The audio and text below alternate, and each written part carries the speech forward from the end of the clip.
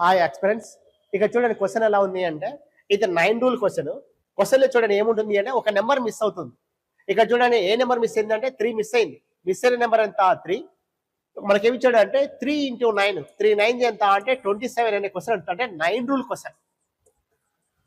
9 rule క్వశ్చన్లో దీని answer ఏమవుతుంది అంటే 1 2 3 4 5 6 7 8 ప్లేస్లో ఎప్పుడైనా సరే 0 ఉంటుంది, 3 వస్తుంది. మొత్తం వచ్చాకనే 9 డిజిట్స్ రాస్తాం. 9 డిజిట్స్ లో 8 ప్లేస్ లో 0 ఉంటుంది. నెక్స్ట్ చూడండి మిస్ అయిన నెంబర్ 3 కాబట్టి 1 + 2 + 3 ఇక్కడ 3 యాడ్ అవుతుంది. ఇప్పుడు ఆన్సర్ ఏమవుతుంది అంటే 3 3 6 3 3 3 0 3 అనేది ఆన్సర్ అవుతుంది. క్లియర్ ఓకేనా?